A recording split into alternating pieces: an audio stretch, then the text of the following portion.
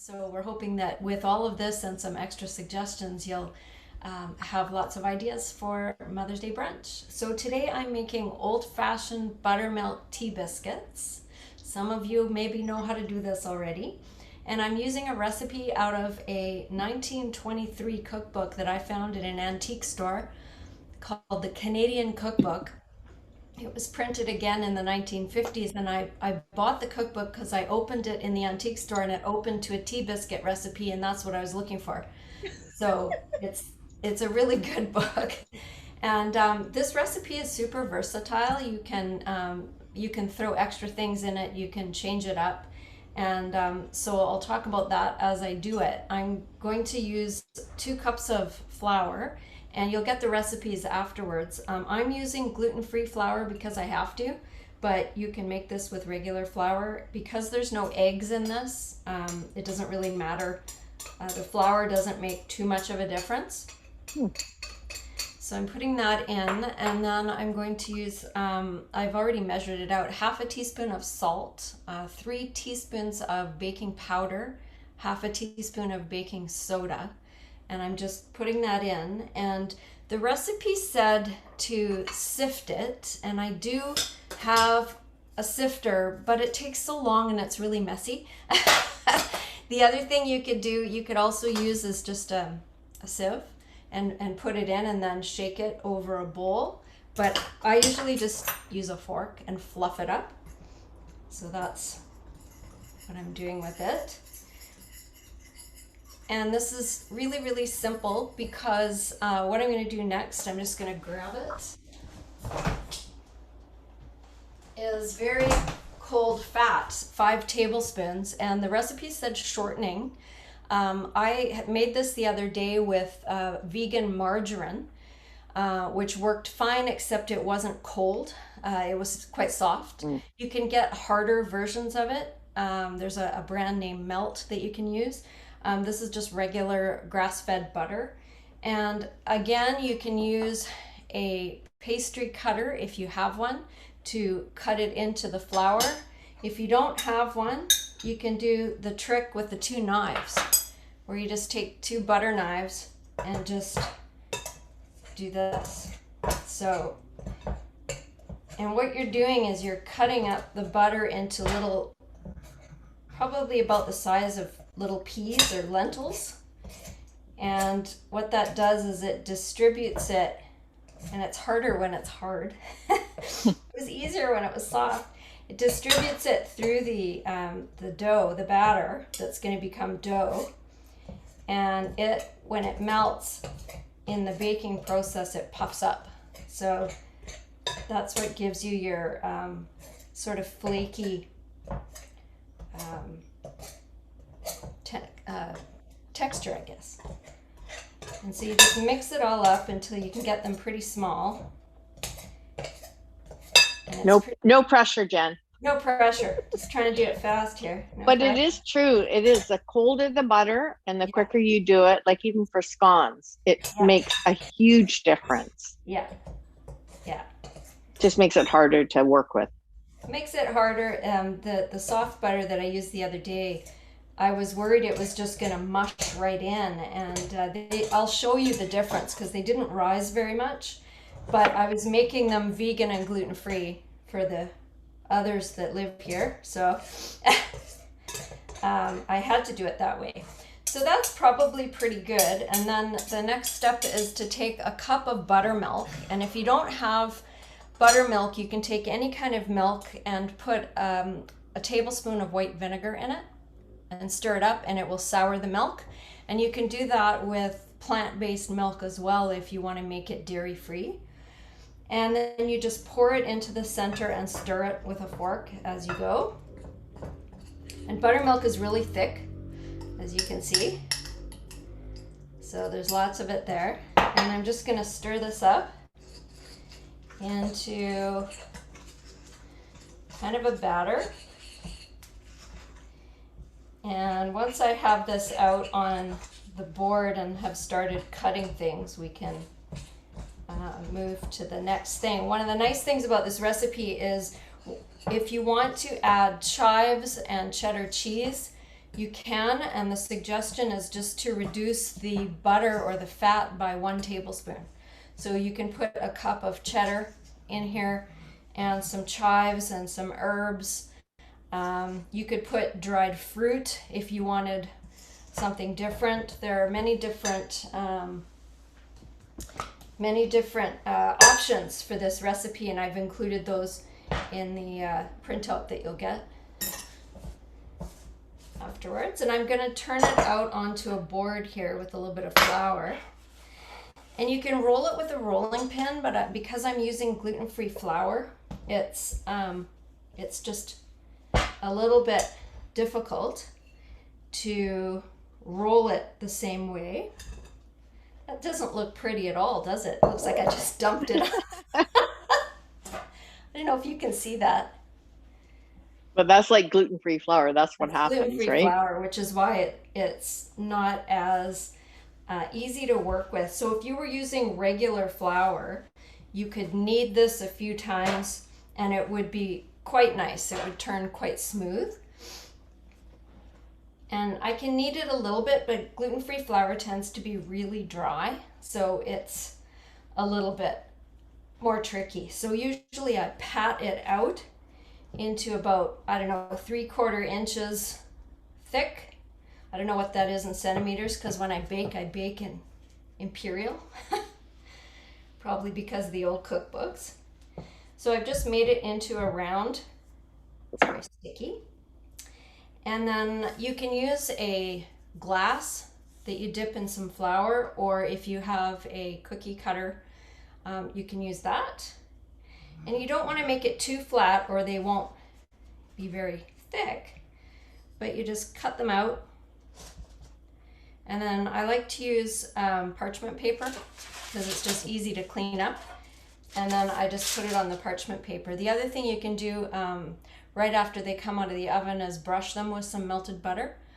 And you can do that even partway through baking if you want, and they'll go brown. So I'm going to keep doing this, and then I'm going to pop these in the oven about 400, although I'm using the toaster oven, so it's very hot. So I'm going to turn it down a little bit for about 12 minutes, and then you can see what they look like after I'm finished. So any questions before I turn it over to Julie? No questions, but I would say, so I have my grandma's recipe, and she added sugar. Yes. A tablespoon of sugar, and we sprinkle it on top as well after we added the butter at the end. Yeah. And in the recipe that I send, you can also roll this out into a square, and you can put brown sugar, cinnamon, and raisins, and roll it up and then slice it into pinwheels, and it becomes sort of a version of cinnamon buns. So it's such a versatile recipe that you can do all sorts of things with it. But yeah, there are versions of it that have sugar in them for sure. Okay, so over in the other test kitchen, we have, I'm cooking a vegetable frittata. Here are my roasted vegetables. So what it is, it's cutting up a small zucchini, 1 pepper, 1 green or 1 purple onion, and just roughly cut, no fuss, no muss, 1.5-inch pieces. You roast it in the oven at 45 degrees, or toss it in olive oil, salt and pepper, roast it in the oven for 15 minutes.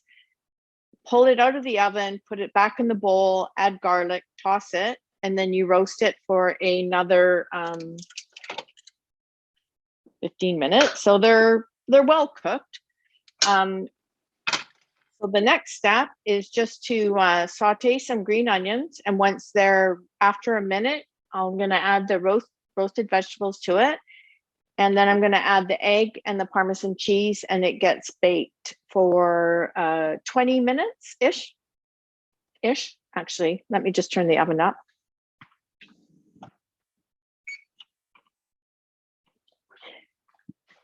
And then I've also cooked, as just to accompany this, I've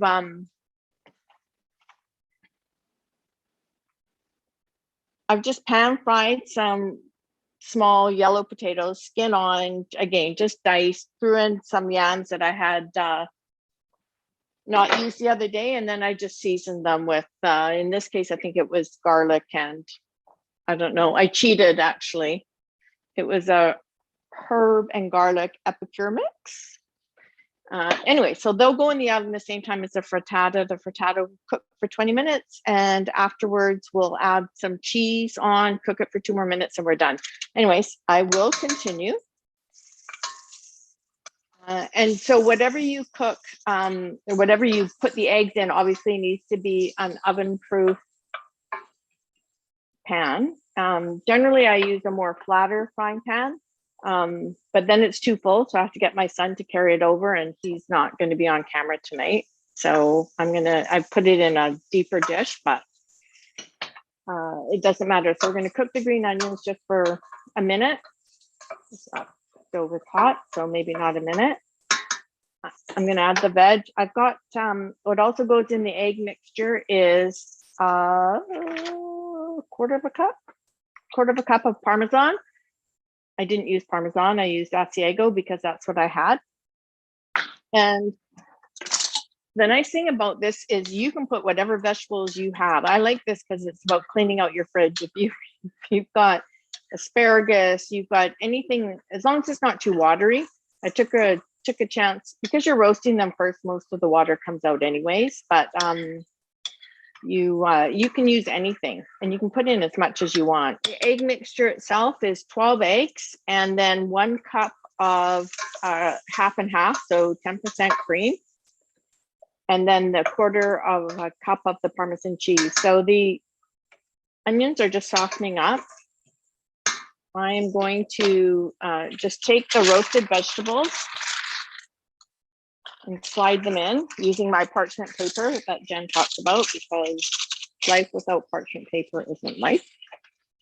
Going to heat them up just for a couple minutes, and you actually wouldn't need to if you had just pulled these out of the oven, but I pre-cooked them, so they maybe cooled down a bit more than they normally would. Just while I'm doing this and heating it up, I just want to talk a little bit about today we are any donations from today's event are going to the Greater Vancouver Food Bank, who I work for.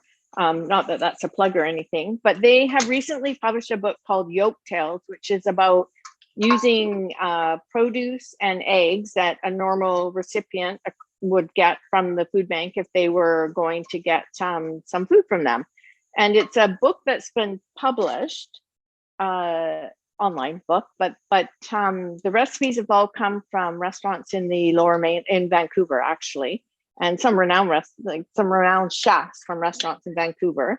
And it's just meant to build awareness, both to help out the restaurants that are obviously not doing well in today's times with the COVID pandemic, and also as a bit of awareness about what the food bank does. So we will send out, I haven't asked for permission to do this, but we will include, for those of you that attended the session, we will include a link to it. It's on the Greater Vancouver Food Bank's website.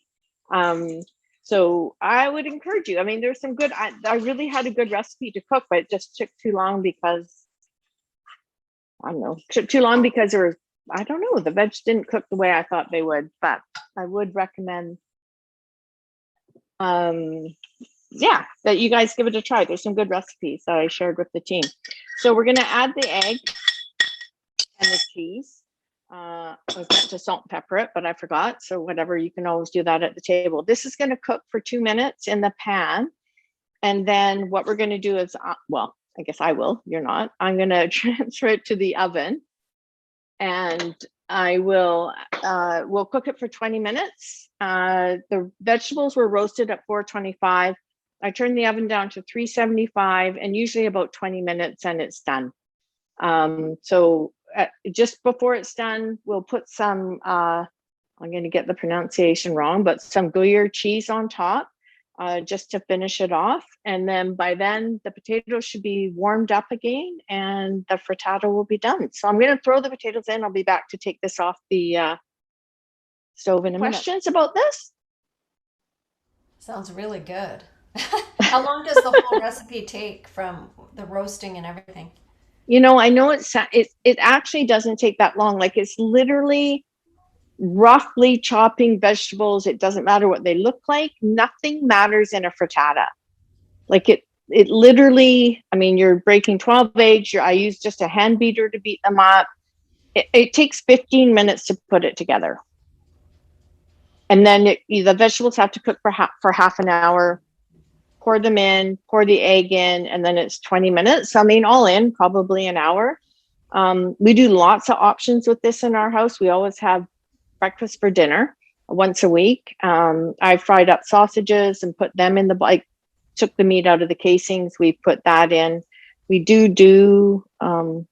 we vary it from time to time, but more along the lines of what vegetables we're using than anything. And it's good. Serve it with salsa, and it's a good, healthy meal. And if anyone wants eggs, I'm often getting eggs from my sister's farm. They're pasture-raised eggs, and that's just a dozen eggs that went into this. And let me know if you want them, and I can hook you up next time we go out. So wait a minute. So question, what's the difference between a white egg and a brown egg? The chicken is different. Why? How different? What do you mean? Brown egg is laid by a brown chicken and white is laid by white chicken. What about a green egg? I've got one to show you because my sister has one chicken that lays green eggs, and it's not a green chicken. Weird, right? That's clearly to be enjoyed with ham. I was trying to make and a ham. joke, but it Green eggs wasn't and funny. ham. No, I know, but actually it's true. A white chicken lays white eggs and a brown chicken lays brown eggs. But my sister has green eggs and no ham. Okay, I'm going to throw this stuff in, and then I'm going to show you this pretty green egg just so you don't think I'm lying. And some chicken have double yolks. That's weird. Yes. Yeah. And some of the yolks are almost orange. No, these ones are very orange because they're pasture. They're happy chickens. Yeah. And don't be fooled. Some big eggs actually have chickens in them. If there is, I know. So can you see that? Beautiful. So she makes a point. So these are my sister's eggs. Not that it's a plug for her because she doesn't deserve it. But no, I'm joking. That's a joke. But so she puts one green egg in each carton because she only has one chicken or maybe two chickens that lay them. But isn't that weird?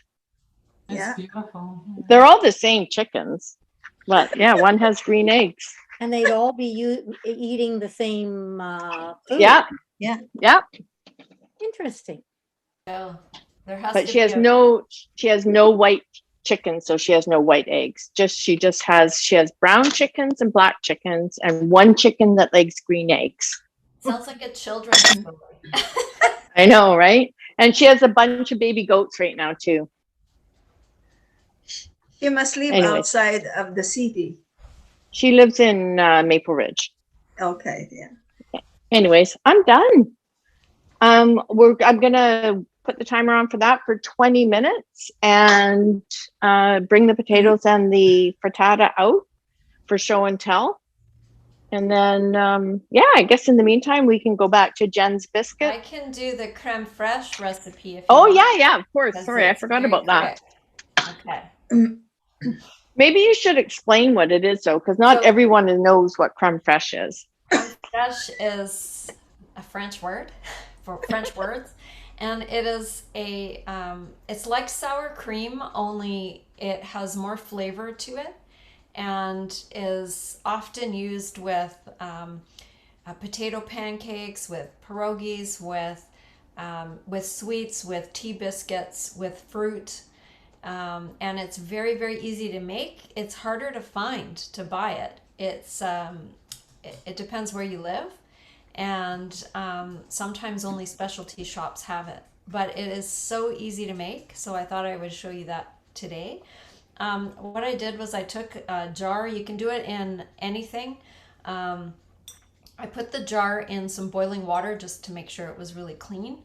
And I'm not sure because I made half a recipe last time, and I don't think this is all going to fit. So I think I'm going to do half a recipe again. The full recipe is 2 cups of the heaviest cream you can get. So whipping cream, the heaviest kind of cream that you can get.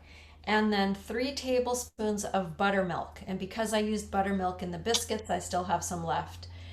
So I'm just going to do half of this in this jar because I think otherwise it'll be too much. But you're just pouring it in. Just make sure I only get a cup. I'm going to do half because it's still going to be lots. And then 1.5 of the tablespoons of buttermilk.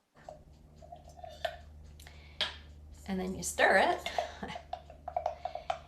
And then the trick is that you want to cover it with something that is porous. So I'm using some cheesecloth, but you could also use a coffee filter, a paper coffee filter, to cover whatever you have. And if you don't have, I have a ring, but if you don't have the ring, just put elastic over it so that it can get some air in it. And then the idea is to sit this somewhere that is kind of warmish in your kitchen, not in the fridge, and leave it for 24 hours. And you can put it in a windowsill. You can put it at the back of your stove if you're using your stove top, maybe on top of your fridge if you have access to that, but somewhere that is a little bit warm, because what happens is it ferments.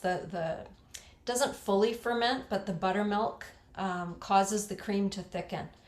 And then after 24 hours, you put it in the fridge for another 24 hours. And I'm going to show you what that looks like. This one that I made. Now this could have thickened up even more, but our kitchen is not warm. It's cold. But this one has sat out for 24 hours and then has also been in the fridge. So you can hopefully see that it's quite thick. And it just has a much, much richer taste than normal sour cream, which I read someone say has 1 note. So it's really easy to make and it tastes really good. And that's half a recipe, that mason jar. So had I made the full recipe, it might have fit in this jar actually. Looks like it might have, but I didn't want to trust it. How long will it keep for, Jen? In the fridge, as long as probably sour cream would keep. Maybe a little bit longer, maybe 2 or 3 weeks. Okay. Anyway, yeah. And the bell went. I don't know if you want me to pull out the biscuit. Yeah, go ahead, because my stuff's still in the oven.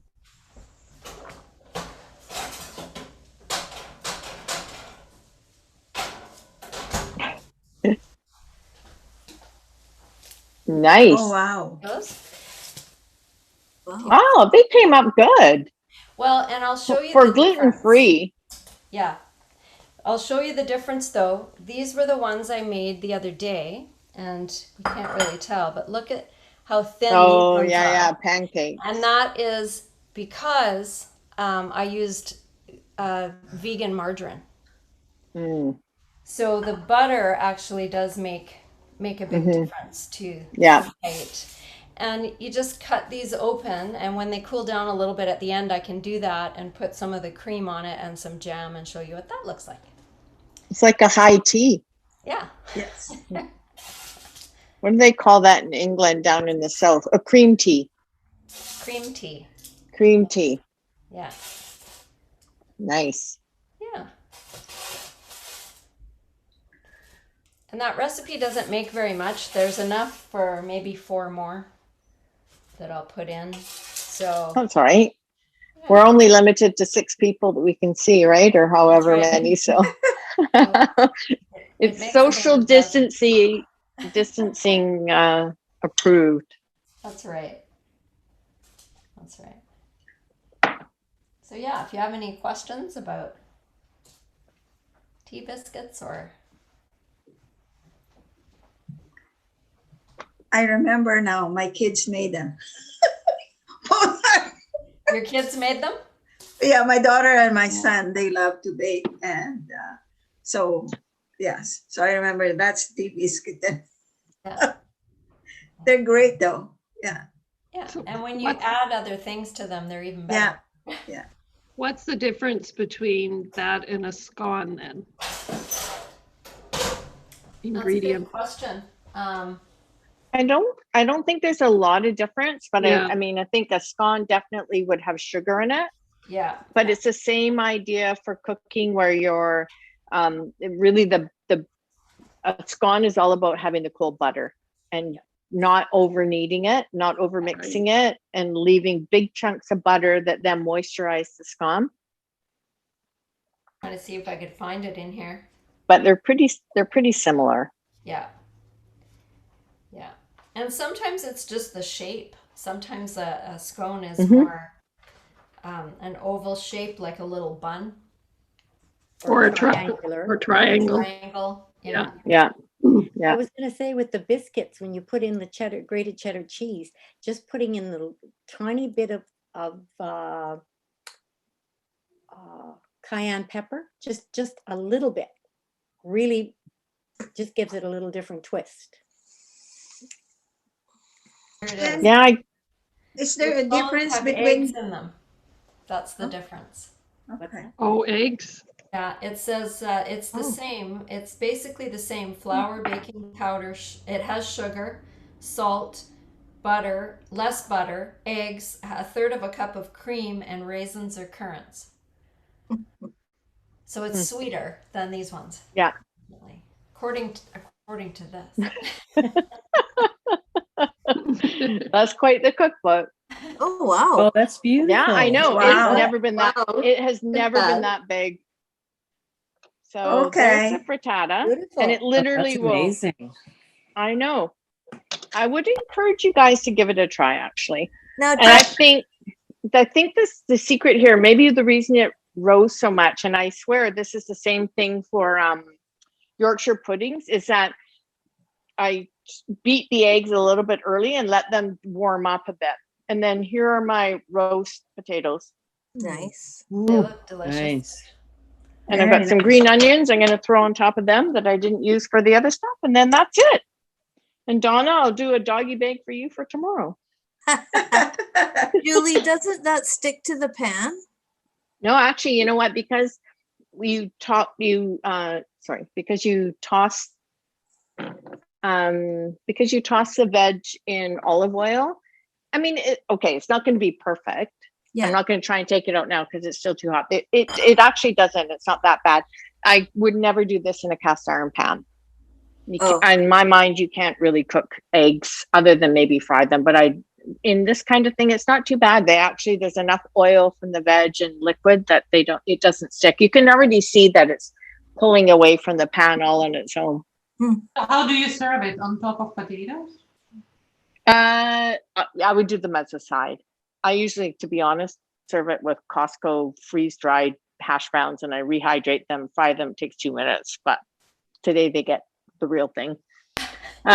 We usually just cut it like a pie, give them a piece. I'll put the potatoes on, and then generally we serve it with hot sauce and salsa. Yum. But it's good and it's flexible. Yes. I do have frittata recipes where you don't need the stove. You can just put everything in like a pie dish and throw it directly in the oven. But this one is a tried and true by us. It's really, it's easy. Although it does take a dozen eggs, but it's a meal that will last 2 days, to give lunch for those that got to go to work and take a packed lunch. And Yeah. So you just whip up a mimosa and a salad. A mimosa. There's your lunch. There's your Mother's Day brunch. And mimosas, I'll say, I don't know if you guys, we have mimosas here, but pineapple juice and a sparkling wine for a mimosa is awesome. Pineapple, wow. Pineapple juice, yes. Pineapple juice and just a Prosecco mix is really nice.